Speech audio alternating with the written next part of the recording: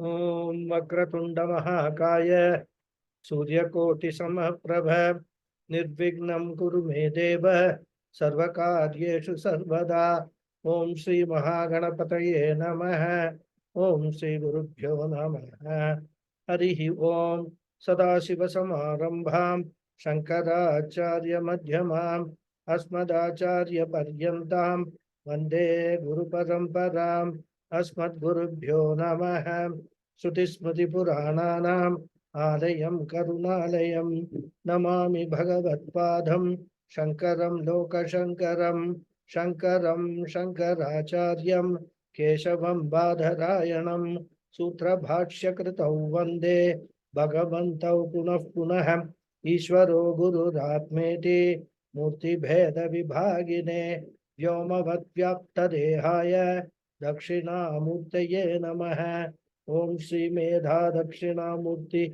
Swamine Namaha Om Sahana Vavatu Sahanau Bhunaktu Sahaviryam Karavavahai Tejasvinavadhitamastu ma Vidvishavahai Om Shanti Shanti Shanti Harihi Om Sri Gurubhyo Namaha Harihi Om.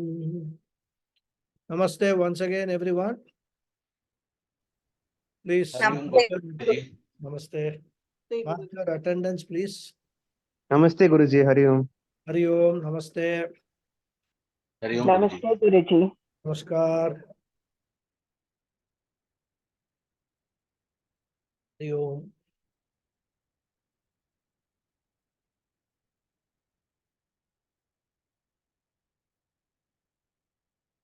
Aikyam tayor lakshitayor navakchyayoho nighadhyate yonya viruddha dharminoho khadyota bhanvo rivaraja bhrityayoho upamburashayoho paramanu mervoho.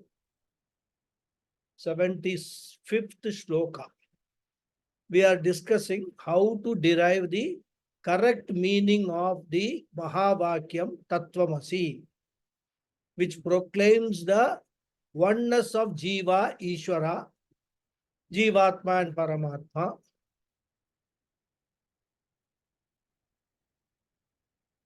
In this shloka, the Acharya is highlighting that if we take the primary meaning or the Vachyartha of Atma and Brahman, there will be no question of oneness given the vast differences in their respective characteristics. Therefore, the oneness between the Vyavaharikam Atma and Vyavaharikam Brahman is ruled out. And to emphasize this, Acharya gave 4 examples. Kadhyota Bhanvoho, Raja Bhrityayoho, Upa Amburashayoho, and Paramanu Mervoho. All these examples we saw. And that leaves us with considering the secondary meaning or the Lakshyartha to establish the oneness. And therefore the Acharya says, Lakshitayoho nigadhyate, Vachyayoho aikyam na nigadhyate. Lakshitayoho aikyam nigadhyate.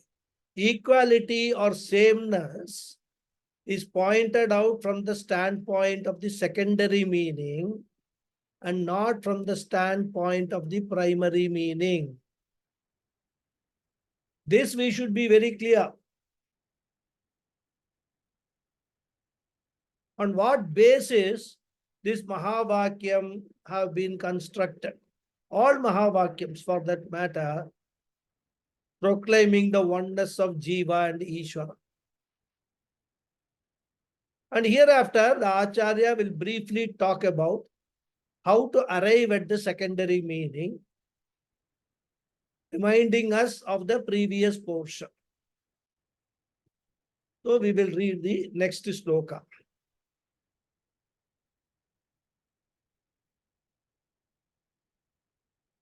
तयोर्विरोधो अयमुपाधि कल्पितः न वास्तवः कश्चिदुपाधिरेषः ईशस्य माया महदाधिकारणं जीवस्य कार्यं शृणु पंचकोशाः. So the Anvaya of this sloka is Tayoho ayam virodaha upadhi kalpitaha kaschid na vastavaha shrunu maya ishasya yeshaha upadhi mahadadikaranam karyam panchakoshaha jivasya upadhihi. Step by step he is going to explain Tayoho, of those two, I am this, virodaha, contradiction, upadhi kalpitaha is created by upadhi. Upadhi we know is another word in English. Closest translation is adjunct.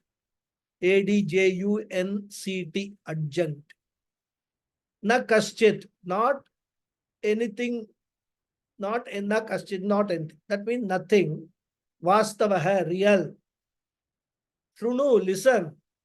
Maya, Maya, Ishasya of Ishvara, Yeshaha, this Upadhihi, Upadhi, costume. Mahadadikaranam is the cause of Mahat, etc. Karyam, the product. Panchakoshaha, five koshas. Jivasya, of the Jiva. Upadhihi, Upadhi. So the difference or the contradiction between the two, that is the Jiva and Ishvara, is created by this Upadhi. There is no real difference. Maya is the Upadhi of Ishvara, which is the cause of Mahat, etc. Whereas the Panchakoshas, the five sheets, or you can call it the three Shariras, Sula Sukshma Karana Shariras, which are the product of, which are products, is the Upadhi of Jiva. So Tayoho. So Tayoho here means Vachyartha Jiva Ishwarayoho. The primary meaning of the creature and the creator. Creator is one. Whatever created creates is called creature. So we are all creatures. So the question, where is creature and where is the creator? How can they even be talked about in the same vein? Between the created and the creator, I am virodaha. And if you are seeing wide differences of even opposite nature, it is because of the differences are upadhi kalpitaha. Those contradictions, differences are costume related. Because you are focusing on their costumes. Your costume is your body. Bhagavan's costume is Maya. So upadhi kalpitaha. Costume based. Here the word kalpitaha means created by or based upon. Their upadhi, their costume. Then he describes the upadhis, which we have already seen in detail. He says Ishasya Maya, which means Ishwarasya upadhi is Maya. He just says Ishasya Maya, we can supply the word upadhi. Ishasya upadhi Maya. Ishvara's upadhi is Maya. And this upadhi, the costume, makes Ishvara transactional. Bhagavan is able to do any transaction only when he puts on his Maya upadhi, the Maya costume. It is like, for every profession, they have a unique dress. So when we go out to work, we put on the designated dress. It's like, the fireman's coat, if any of you have seen a fireman's coat, it is designed in such a way that all the required implements are hung or fixed on the coat and the belt. All tools which a fireman requires to handle a big fire is all available in the dress, the costume. So wonderfully designed coat. I don't know whether in India it is there or not, but in foreign countries, firemen come fully equipped. Cutting pliers, so many things, hammer, everything will be there in that coat. So he knows where is what is, and very quickly he will locate them. Similarly, army, there are different uniforms for different positions. The uniforms play a very important role in their status. So here, Maya is that uniform or coat for Ishvara, in which everything is available for the grand creation job. All things which are required, Ishvara has in the Maya coat, Maya Upadhi. He requires for creation. And what type of Maya it is? He says, Mahat Adhikaranam, which is the ultimate cause of everything. Mahat here represents Hiranyagarbha. Mahat Adi, Mahat, etc. So the total Sukshma Shariram, the macro Sukshma Shariram is called Mahat, which is called Hiranyagarbha. So Adi includes the total Stula Shariram, total Karana Shariram. So Adi, of all of them, they are all products born out of Maya. So Maya is the coat of Bhagavan. Ishvara is called Karana Upadihi. Then he says Jivasya Upadihi Panchakosha hai. So the Jiva also has a coat, but that coat is a miserable coat. Jivasya Upadi, the costume of Jiva, the individual Atma, is a Karyam. It is one of the products of Maya.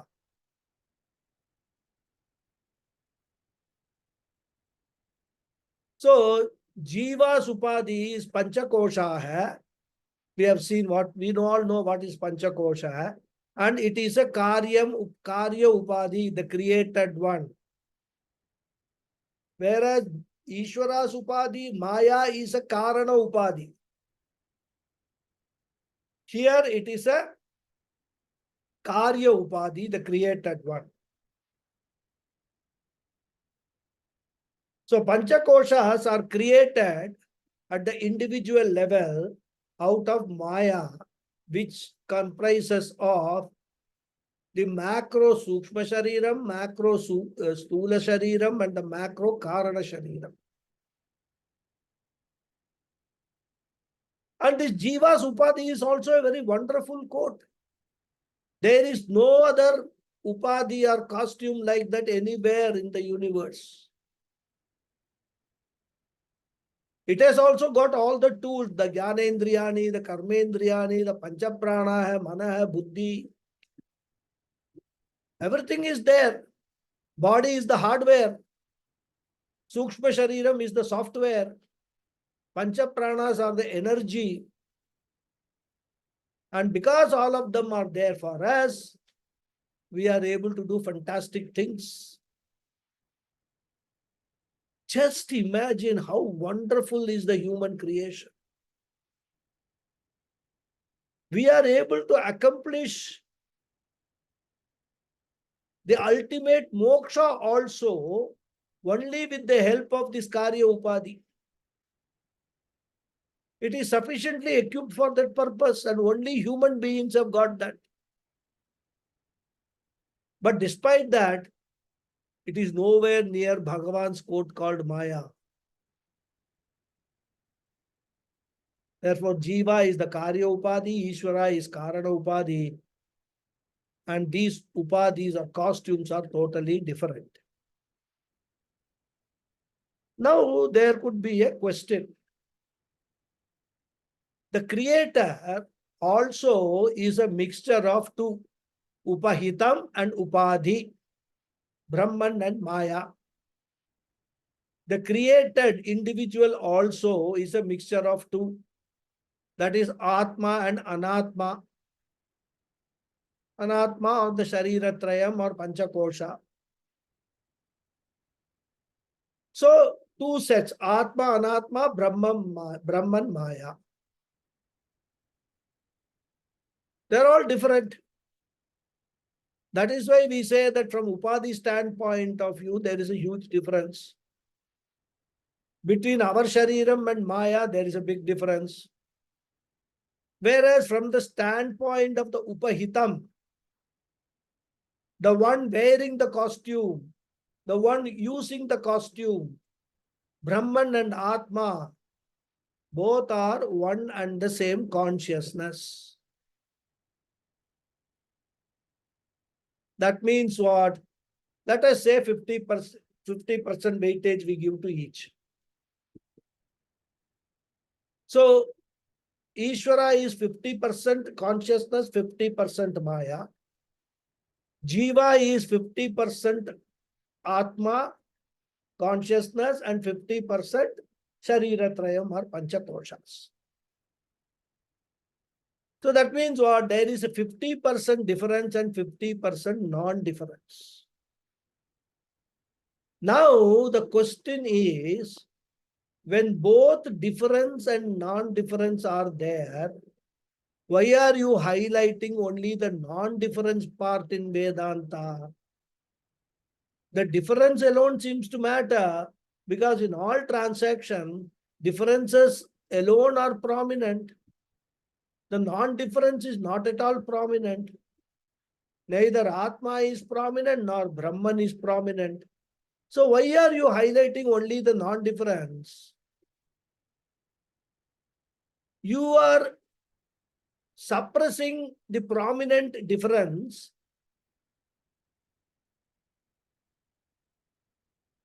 and the non-prominent non-difference you are showcasing. Is that fair? Therefore, Dasoham must be prominent. Soham must be somewhere in the background. Why are you emphasizing only on non-difference? That will be the question for which the answer is given. In fact, that is the question of all other philosophical systems. Why Vedanta is highlighting only the non-difference part? Difference part, why Vedanta is ignoring?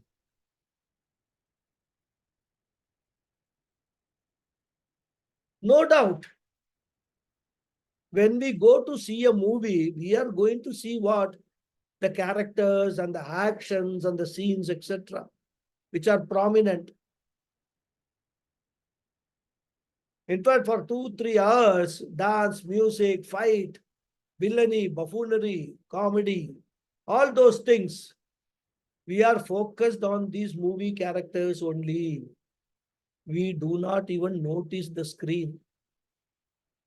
Therefore, it looks as though importance must be given to the characters. Vedanta says, I am not talking about importance or non-importance, prominence or non-prominence. I am asking a question. Which one is Satyam, which one is Mithya? Satyam, we must remember definition of Satyam. Trikale api tishtati, which is existing in all three periods of time.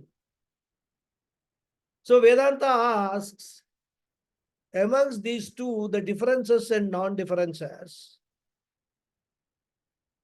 which one is Satyam, which one is Mithya? What was there before the movie started and what remains at the end of the whole movie drama? The drama comes and goes. Today one movie, tomorrow another movie. Morning one movie, evening another movie, all shown on the same screen. What remains permanently is the screen. So even though we are attracted by the characters, may you remember, Vedanta says, may you remember that the movie is mithya, temporary. Movies will come and go. It is a fleeting. Screen alone is satyam. We are not saying you should not watch the movie. Use the movie for entertainment. Wonderful. But never forget the fact that whatever happens in the movie is fiction. The screen alone is satyam. Remembering that, enjoy the movie. If you forget the screen, there may be no movie at all. Therefore, we are not asking anyone to ignore or discard the movie part. In fact, it is for the movie's sake. People purchase ticket in black and all that. You pay 500 rupees, 1000 rupees for a movie ticket. But remember, the truth is the screen and Vedanta is the search for truth. That you must remember. Vedanta is a search for what is Satyam. What is Satyam in this entire universe? That you must not forget. Because that is the goal of Vedanta. In Mandukya Karika, Gaudapada, Acharya Gaudapada declares, Ada bante chayan haste, vartamane pi tathatha, vitatai sadrisha santah, avitatha iva lakshita. Adaucha ante yan nasti. That which is not there in the beginning and it is not there at the end also. If it is not there in the beginning, not there in the end, that means even during Vartamane api, during present time also, it is not there. So the characters who are not there before and after the movie, they are really not there during the movie also. What then is there? During the movie also, Trikale api yat tishtati is the screen. Similarly, Atma, Brahman is the screen, whereas the Shariratrayam or the Panchakoshas and Maya are meant for giving us a drama, entertainment. Otherwise, mere Brahman, Atma will be boring. In fact, why boring? We won't be. If we are only in the form of Brahman and Atma, it's wrong to say form of, because Brahman and Atma have no form. Assuming that there is a form, it will be boring. It will be like sleeping continuously. No action. There will be no Vedanta, nothing. So you require all these drama in life. Therefore, Vedanta says, have the life, do everything, get into all sorts of transactions, no problem. As Krishna says in the Gita, Pashyan, Srinman, Sprishan, Jigran, Ashnan, Gachan, Swapan, Shwasan. Do everything. But never forget, this is just a movie. The whole thing is a creation of Maya. The reality is the screen. Unfortunately, what happens? We generally ignore the screen. And therefore, Acharya says, Kaschit upadhireshaha na vastavaha. Any of these two upadhis, the Maya upadhi of the creator and the Anatma or Shariratraya upadhi of the individual, yeshaha upadhi na vastavaha.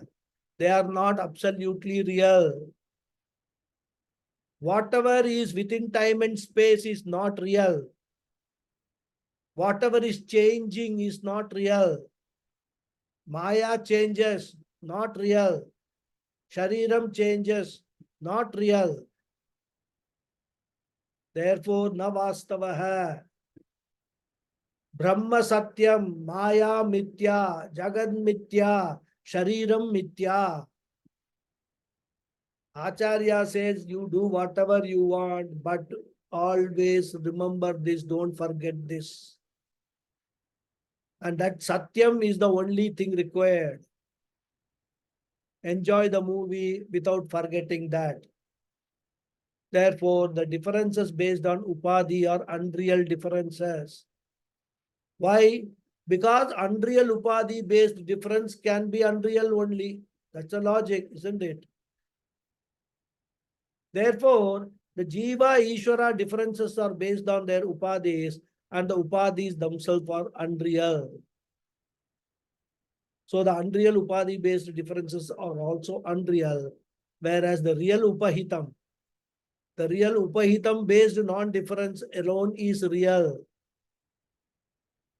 I hope I am making myself clear because there are a lot of jugglery of words. Real Upahitam based non-difference alone is real. Or in other words, Abhedaha Satyaha, Vedaha Mithya. Advaitam Satyam, Dvaitam Mithya. That Advaita Satyatva Jnanam we have to gain. That is the whole Jnana Yoga about, whole Vedanta is about.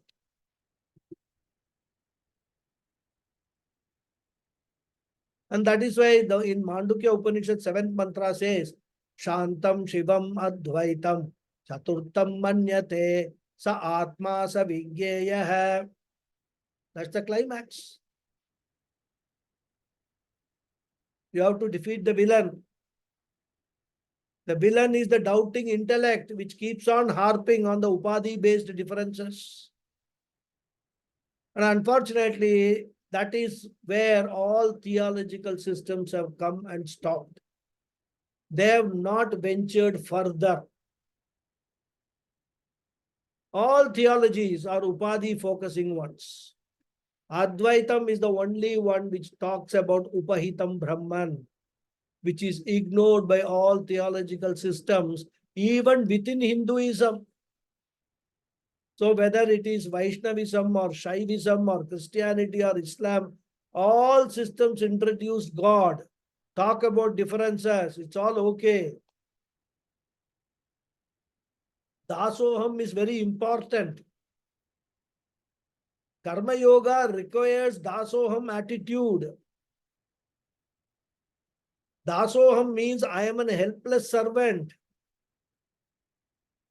And Dasoham is required for Karma Yoga because in Karma Yoga, when we say Ishvara Arpana Buddhi, we are differentiating ourselves from Ishvara and all our actions we are doing Arpanam to Ishvara.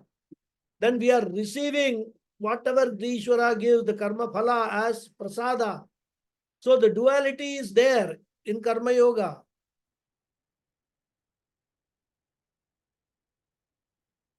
So this Dasoham Bhava is required for Karma Yoga.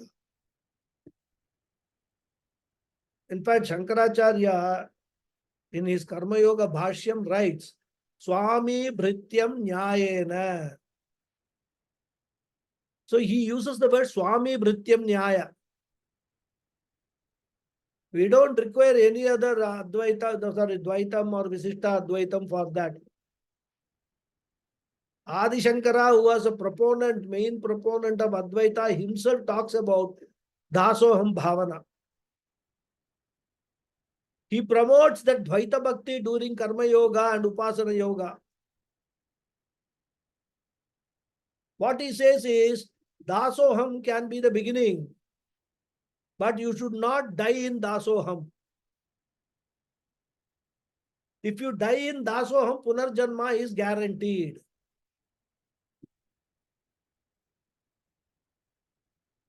If you say, I don't mind Punarjanma, that is fine.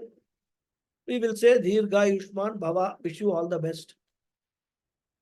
But if you are particular about transcending the time cycle. You have understood what the real meaning of moksha is. You have to transcend time. You have to get out of dasoham bhavana. And you have to come to soham yanam.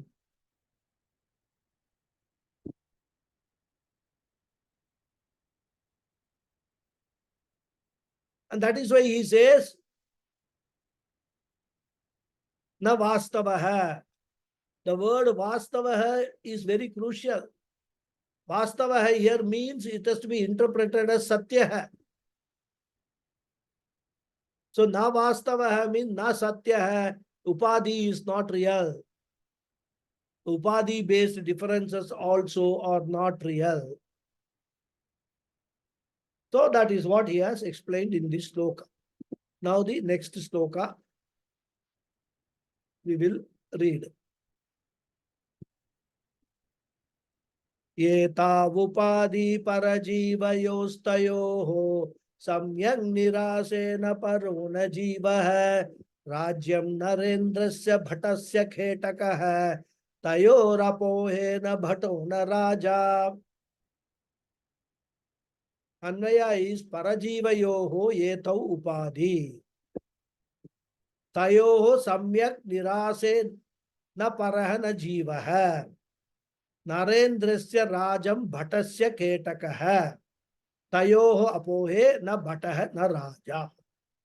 So the whole sloka can be split into 4 beautiful sentences. Parajivayoho. Para refers to Brahman. Jiva refers to the Jivatma. So Brahman and Jiva, Etau, these two are Upadhis. Tayoho, of these two, Samyak Nirashe, if they are negated properly, Na Paraha, there is no Ishvara.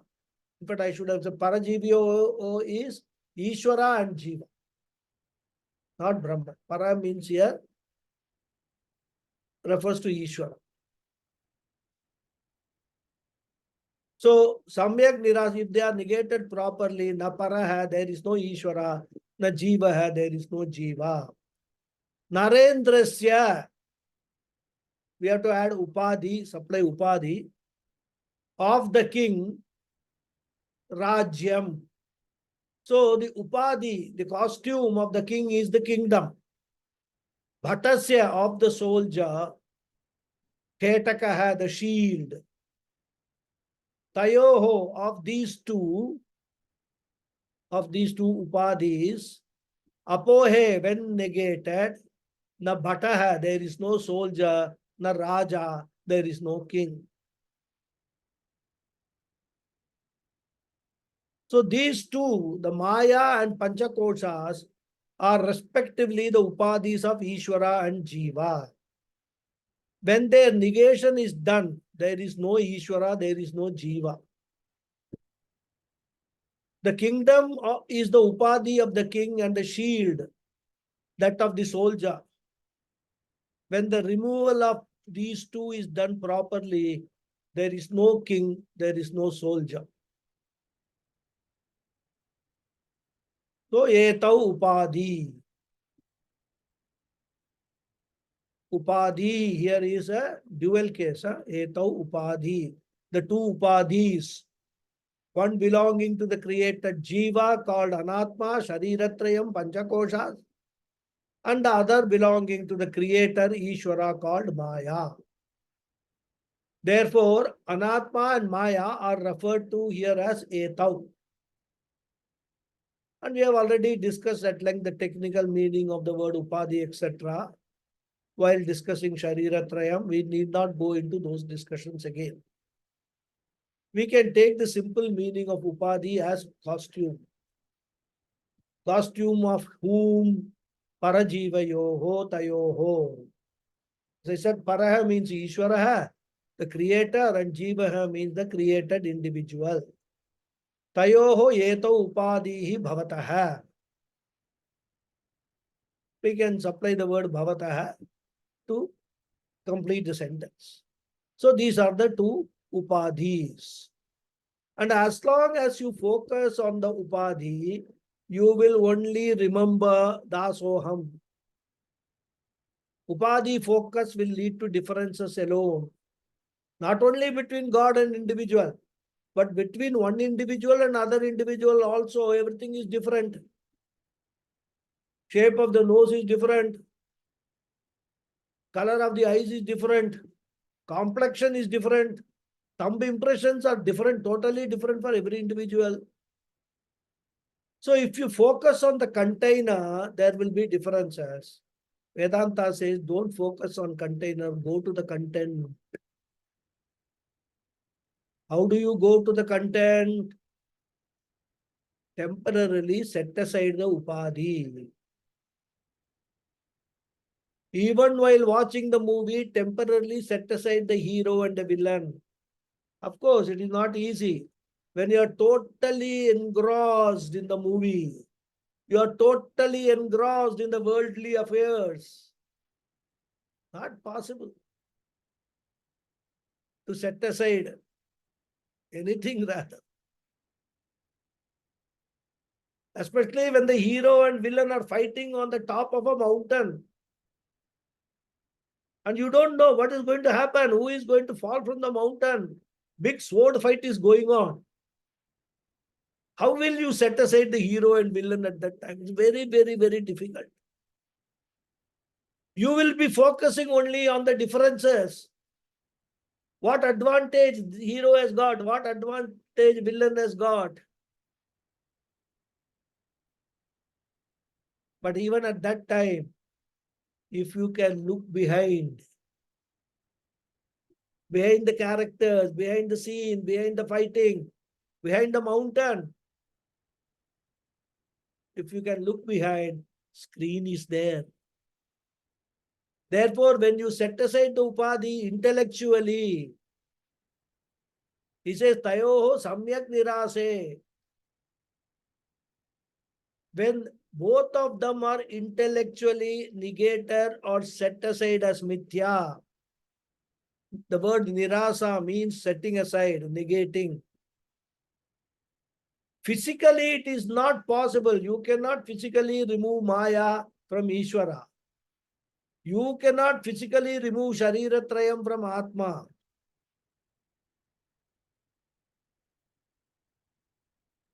So here the word nirase we can understand as when we ignore. Set aside here does not mean a physically setting aside, but just ignore.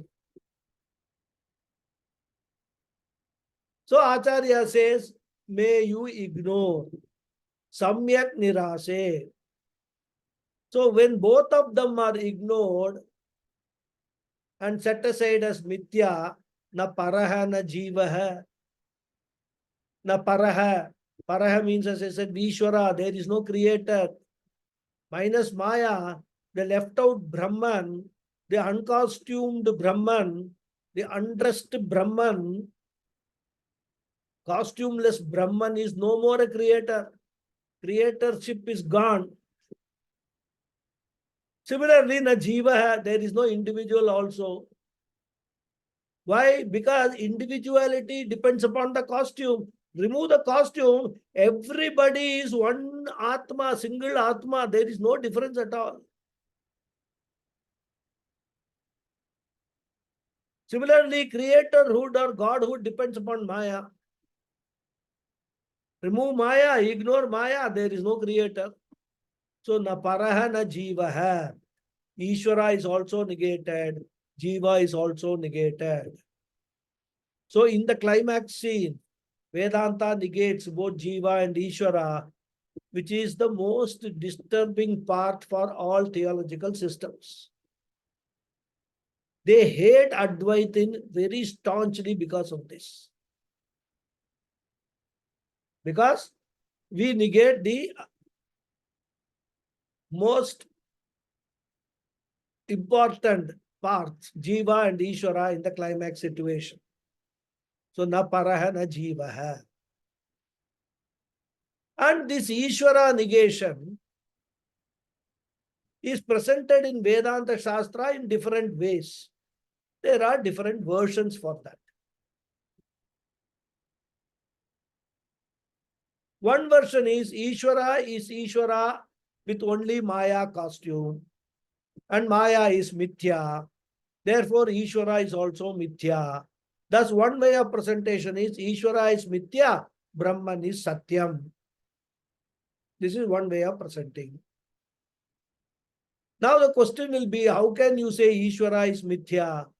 Ishvara is not totally Mithya, because behind Maya costume, Brahman is there, who is Satyam. Therefore, Ishvara is really Brahman. If such a question or argument comes, the second way or version of presentation is the Ishvara status or Ishvaratvam is Mithya. We don't say Ishvara is Mithya.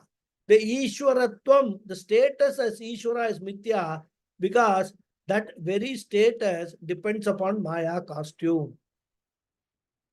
So when Maya is negated, Ishvara status goes away.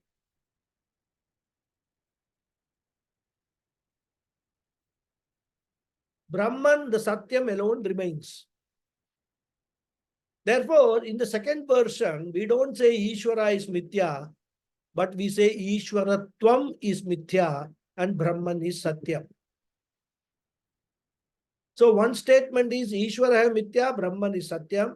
Second statement is Ishvaratvam status is Mithya, Brahman is Satyam. Then what is the third version? We said Ishvara is a mixture of Brahman and Maya, Upadhi and Upahitam. So two parts are there in Ishvara. And of that, the Upadhi part of Ishvara is Mithya. Upahitam part of Ishvara is Satyam. Therefore, Ishvara is partially Mithya and partially Satyam.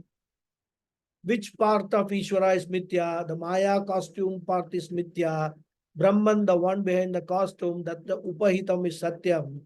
This is the third way of presentation. So we say Upadhi Mithya, Upahitam Satyam. Because if somebody asks, Ishvara is Satyam or Mithya, very often we get confused. If you say Ishvara is Mithya, it could be disturbing and lead to big argument. So we can say Ishvara is partially Mithya, partially Satyam. Shankaracharya says in his Adhyasa Bhashyam, the Brahma Sutra, Satyanrute mituni kritya ahamidam mama idam iti naisargikaha ayam loka vyavaharaha. So all transaction requires Satya Anrita, Satya Mithya mixture. Similarly, is Jiva Mithya or Satyam? Now you can answer.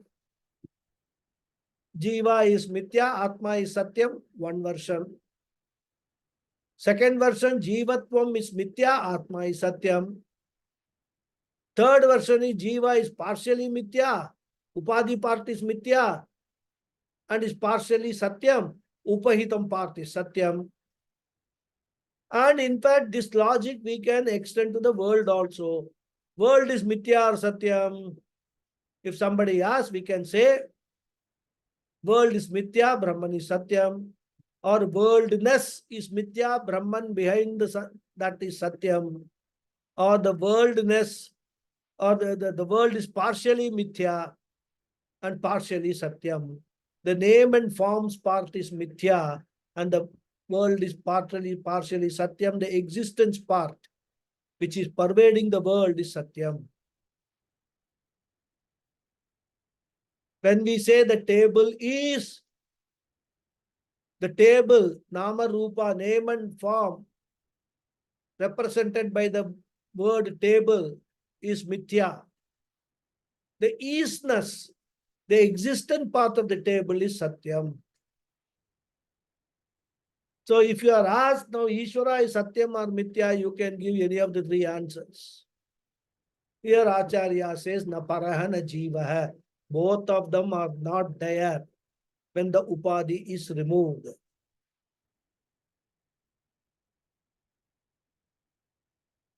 Pujya Dayananda Swamiji uses his own language. He doesn't use the words mithya, satyam, because he feels these words may confuse a person if he doesn't know these technical words. So he uses his own language, which of course for some people will be more confusing. He says Ishvara is Brahman, but Brahman is not Ishvara. Similarly, Jiva is Atma, but Atma is not Jiva. World is Brahman, Brahman is not the word. Mithya is Satyam, essentially. Satyam is never Mithya, essentially. So Swamiji uses this language. However, whatever be the language, if the student understands, the teacher gets liberated, he will get moksha.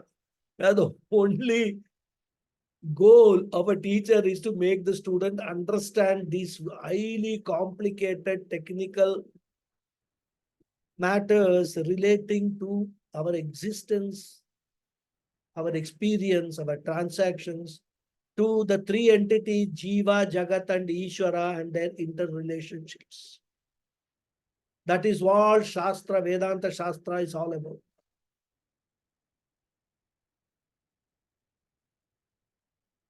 So now, after stating this, Acharya gives an example. Rajyam Narendrasya Bhattasya Khetakaha. There are two human beings. One is a king, another is a soldier. Or today we don't have kings and all, we can say prime minister and a soldier. But both of them are essentially human beings only. One is called a PM, another is called a soldier. Only because of their positions. And these positions are based on their makeup. What is that makeup? He narrates Rajyam Narendrasya. Rajyam Narendrasya Upadhi, we can say. For Narendra, the ruler, the king, the Upadhi, to be the king, is the Rajyam. The word Rajyam has got the popular meaning as kingdom. Or Rajyam can also mean kingship, the power and position of a king. So the kingship of the king, his power and position, makes the human being a king or a prime minister or whatever it is, president.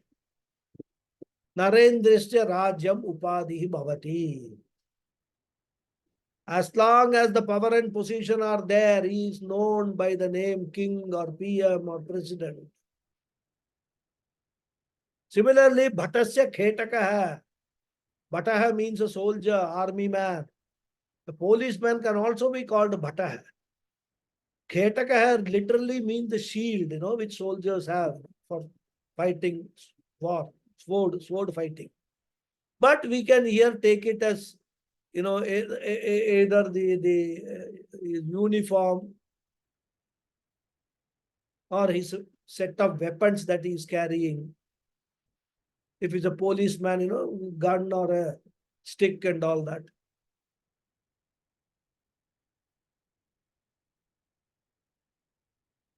Or armor, when soldiers go for fighting, they have the armor. So the entire equipment, we can take it as Khetaka. So when he has got them, put it up, he has put on all of those things, uniform, etc. He is recognized as a soldier or a policeman. Thus, as long as they enjoy their positions and the related attributes, they get those specific names and the power that goes with that. Of course, within them also, there are differences in their statuses also. What is the difference? The ruler commands the soldier who goes and fights in the border. One is a commander, a master.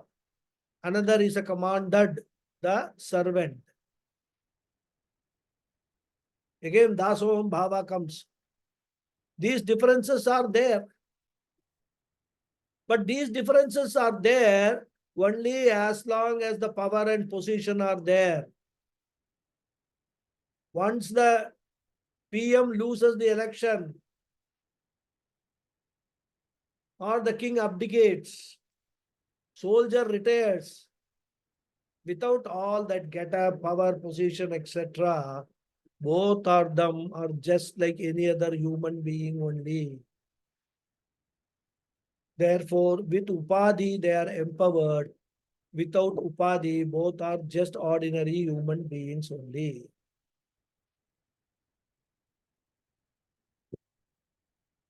But even as human beings, they may have internal differences, but both are essentially human beings. That they both are same. There is no ruler-ruled difference. After abdicating the position, after losing the election, if the person says, orders something, the police, they will not listen. So he says, Tayoho apohe na bataha na raja. So three separate sentences are there. Narendrasya upadhihi rajyam, bhatasya upadhihi ketakaha, tayoho apohe sati, sati saptami, apohe sati saptami. Sanskrit students, if they are there. Na bataha na raja. Tayoho apohe, when both the costumes are removed, disrobed, divested of their powers and positions. When that upadhis are eliminated, when they are set aside, when they are ignored, then na bhataha na raja, there is neither soldier, the commanded one, nor the king, the commander. Neither Swami is there, nor Bhritya is there. Dasoham relationship goes away. Thus in Karma Yoga and Upasana Yoga, as Artha Bhakta, as Artharthi Bhakta, as Jinyasu Bhakta, I keep crying Dasoham, Dasoham until the Mahavakyam clicks. Until that time, I keep saying Dasoham. But once the Mahavakyam clicks, I can address God and say, Saha Aham, Soham, Tvam Aham Asmi, Aham Brahmasmi. Oh Lord, I am none other than you. You can boldly say to Bhagavan.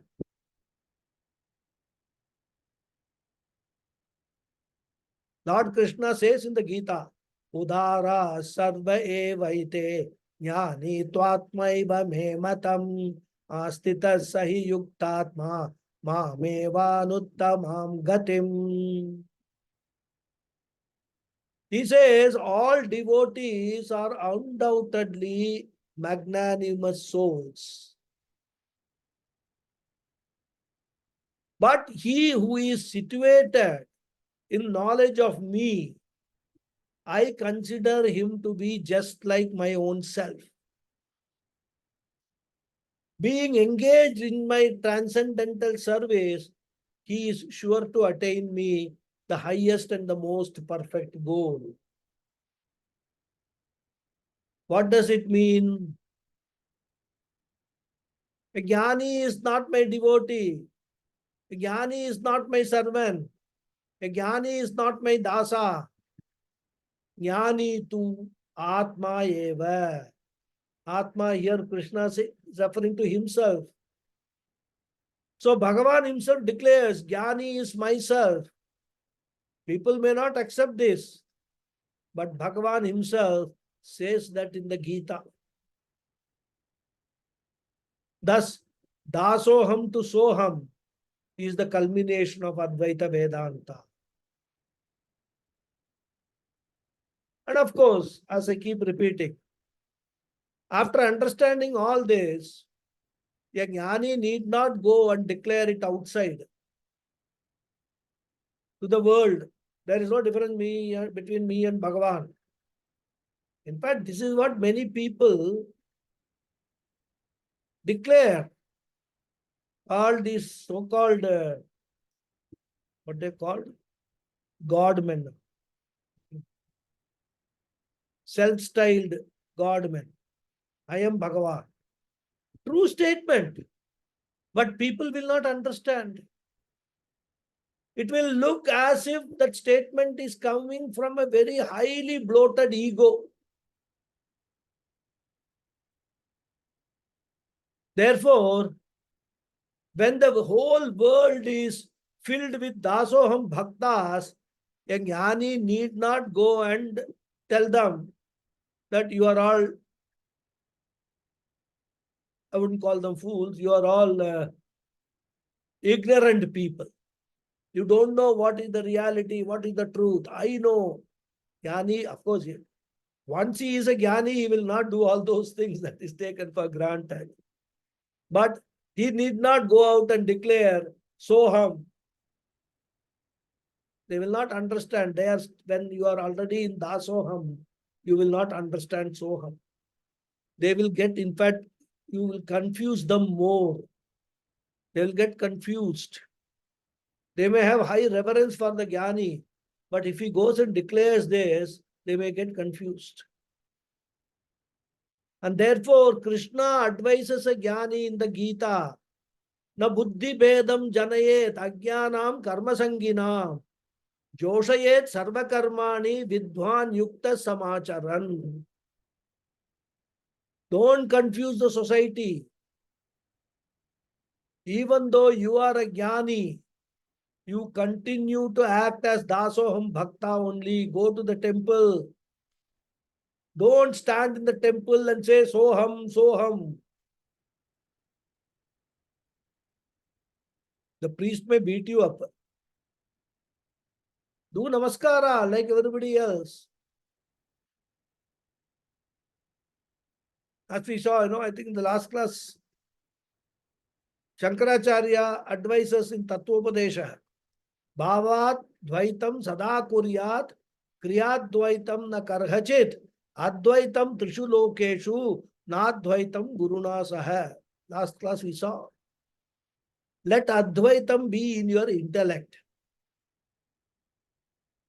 Bhava Advaitam Sada Kuryat. In Bhavana, be an Advait in all times. Kriyat Advaitam na Karhichit. Be a Dvaitin. Don't be an Advaitin in your transactions. You can be a Visishta Advaitin in your transactions. If you don't want to be a Dvaitin, you can be a Visishta Advaitin in your transactions. But behind all that, let there be this knowledge. Watch the movie, enjoy it. But you may remember the truth of the screen. So, na bata hai, na raja. So, to sum up these discussions, when Maya is set aside, Ishvara is none other than Brahma Chaitanyam, which is free from all superior attitudes. Superior attributes. It is Nirguna Chaitanyam only. No more creator God. Similarly, Jiva also appears inferior because of its costume. If you set aside the costume and look at Jiva's essential nature, which we have already done in Panchakosha Viveka, Jiva is the Atma without any inferior attributes, or for that matter, any attribute at all. Jiva is also essentially Atma Chaitanyam, Nirguna Chaitanyam. Therefore, if you understand the special meaning, not the common meaning, if you understand the secondary meaning, not the primary meaning, then the word Tat will refer to Nirguna Brahma Chaitanyam. The word Tvam will refer to Nirguna Atma Chaitanyam. Nirguna Atma means the consciousness obtaining and enclosed in the body-mind complex. Nirgunam Brahman means the all-pervading consciousness which is experienced as existence everywhere. And once you take Atma and Brahman, the equation will make sense by conveying that both are nothing but one consciousness. And there is no gradation in this consciousness, which is non-dual, indivisible, and parthless. That one consciousness alone is behind Jiva and Ishvara. More we will see in the next class.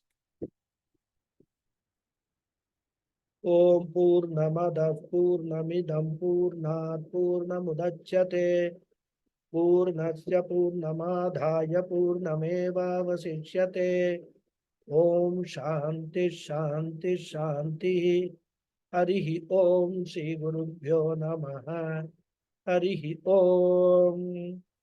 Dhanyavada everyone. I hope you have marked your attendance. Thank you very much, Guruji. Namaskaram.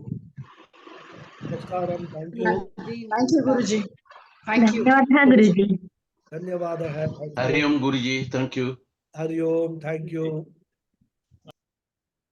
Thank you Guruji Hari Om Hari Om. Thank you. Guruji, what is the correct meaning of Soham? Saha Aham. Saha means he. Oh, Aham means me. He is me. Saha Okay. refers to Ishvara. Aham refers to myself. okay. So Soham means, this is a Soham is actually Sandhi comes. When Saha, when a Visarga is followed by a A, it becomes So. That's a Okay. Sandhi rules. So that's how Dasaha Aham is become Dasoham. So Soham and Tattvamasi are more or less same. Yes. Tat Tvamasi is you say. You are say- that. In fact, Aham Brahmasmi and Soham are same. Okay, okay. Aham is there, right? Correct. Tattvamasi is a guru telling the Shishya, you are that. Okay. Meaning wise, all the same. Right? The implication is the same, but different way of expressing the same thing.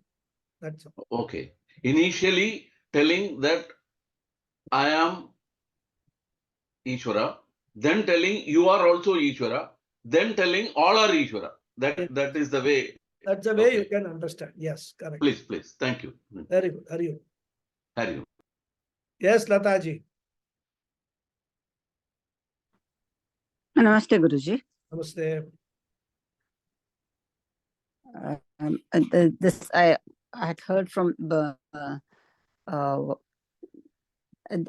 I'm into this art of living meditation, Sudarshan Kriya meditation, Guruji, where this Soham is a part of the pranayama. So there, Ravi Shankar Guruji was. I mean, and I'm not. I'm only adding a little bit to what you already said about the thing, the Soham. He was saying that Saha Eva Aham is Soham Bolke. Yeah. But Eva is Saha not there in Eva. Soham, right? Saha Eva is Saha you Eva. can add. You can supply Eva, but Evakara is not there in Soham. Evakara is not Soham. Acha, Evakara is not there in Eva Soham. Aham. Okay.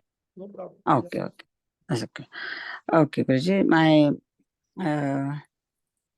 My question is something like, we have one thing in Kannada that Ratri Ella Ramana Keli Beliki Ramangu Siteku in Samanda Anta. So, like listening to all this, my question might appear very basic and fundamental. Like I and my husband, we were having a chat about this Atma, Anatma, and then the Atma is one behind you, me, and everything in the creation. And so the spirit is one, or the Atma is one.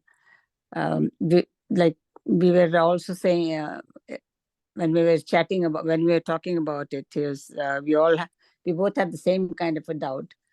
Intellectually, yes, everything is one Atma, or Paramatma and Atma is one behind every individual, behind every creature, behind everything in nature. But which in itself doesn't transact which doesn't do anything, but all the transaction happens at the anatma level. All the transaction in the world between two individuals and everything happens at the anatma level. So this knowledge of Advaita, how will it start seeping into the day-to-day life to make our life better? Is what Better is you will have to develop that attitude that everybody is the same. Now, let me ask you, do you make any difference amongst human beings based upon their caste, creed, where they are born, etc.?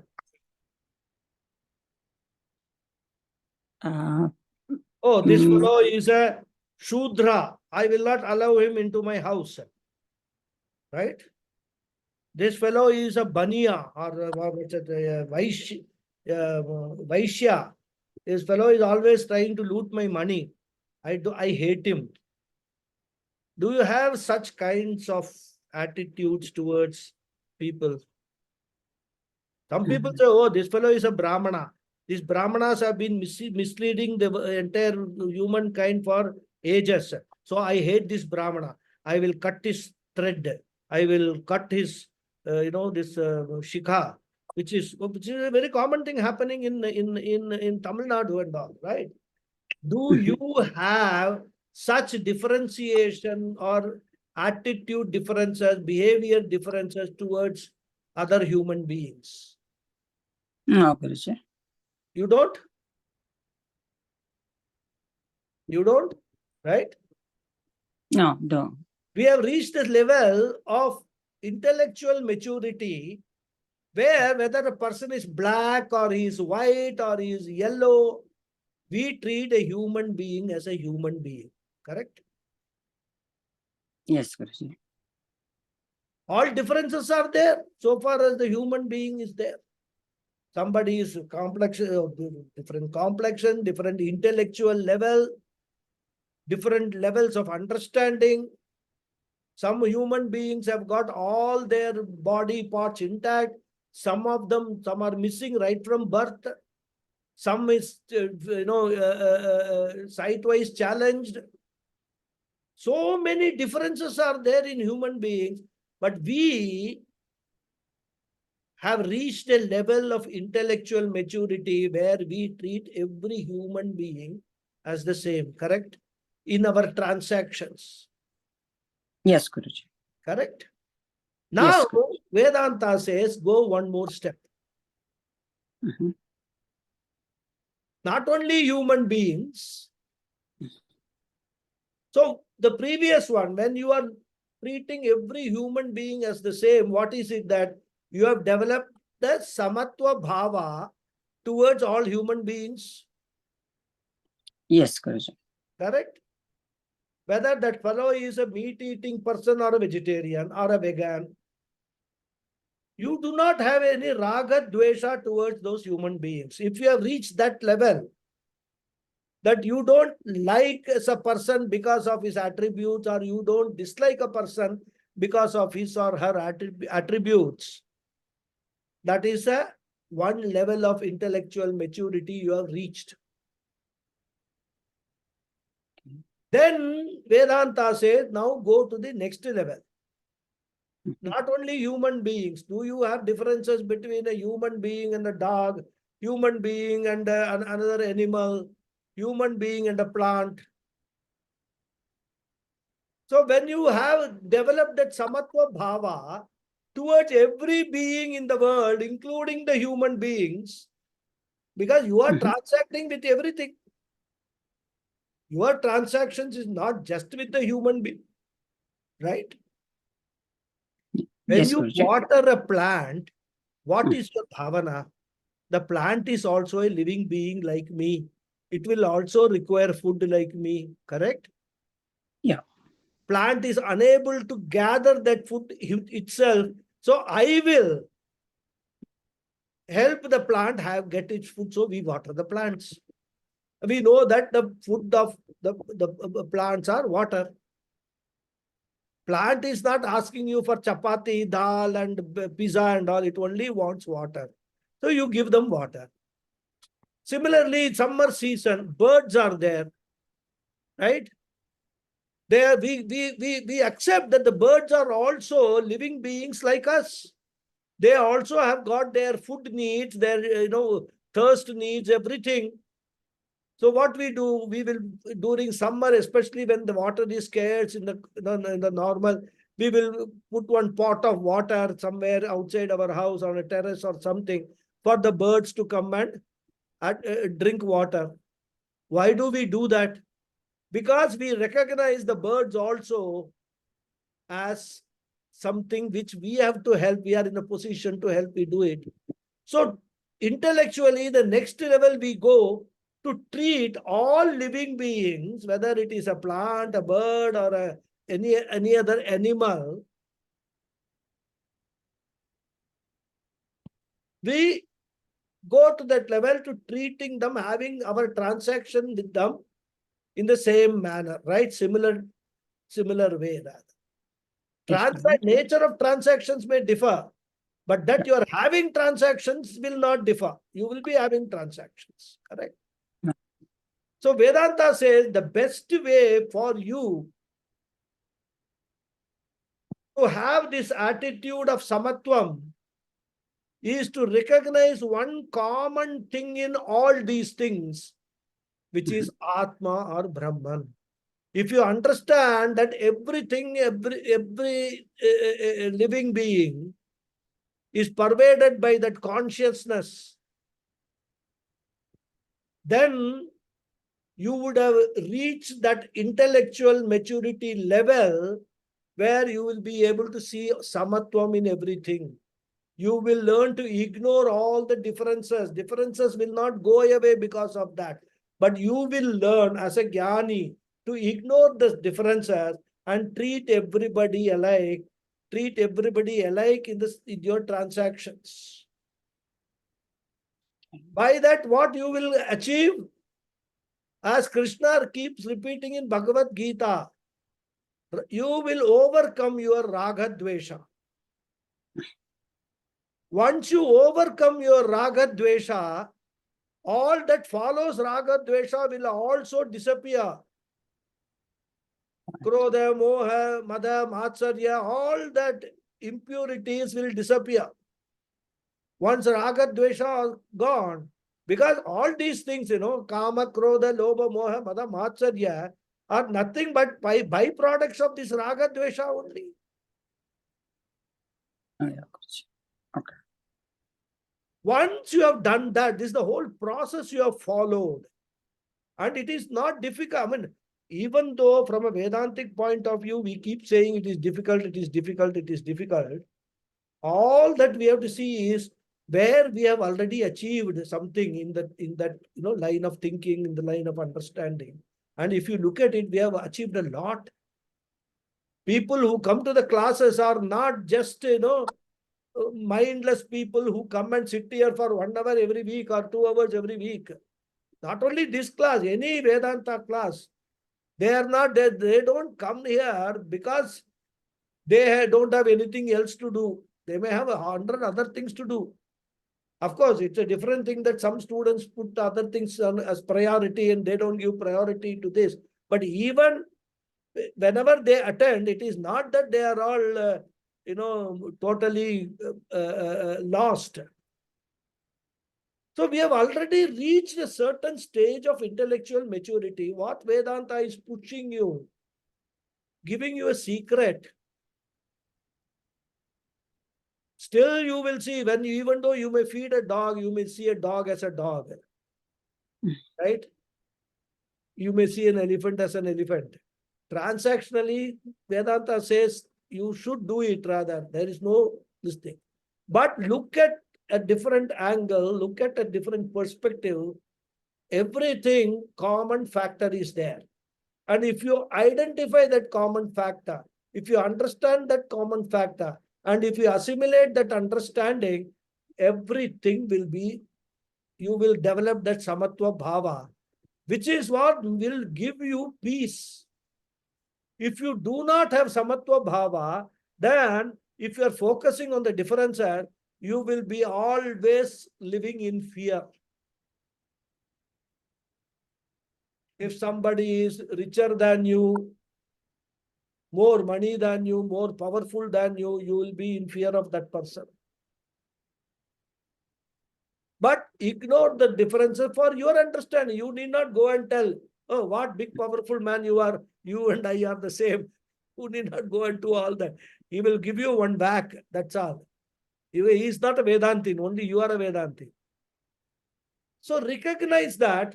But from your own side, develop an attitude for your own sake.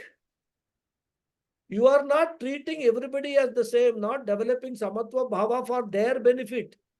You are developing it for your benefit. Because you have to mature spiritually. That is your goal. Spiritual maturity is your goal. So that is why all this is said.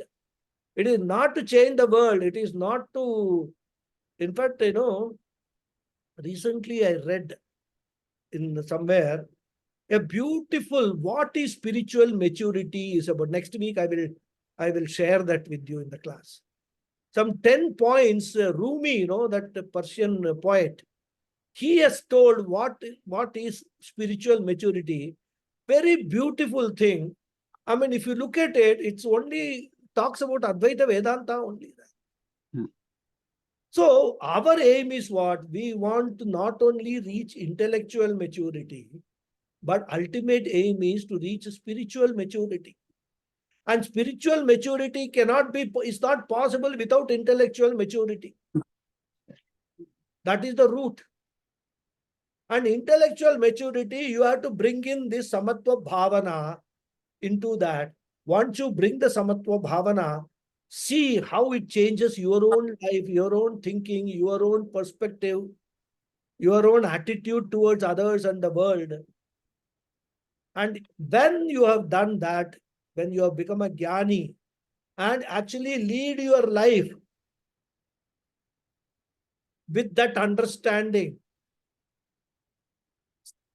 that everything is same, based upon the common factor of Atma or Brahman, which is there in everything, based upon the all-pervading consciousness, which is the common thing, then you have reached the spiritual maturity.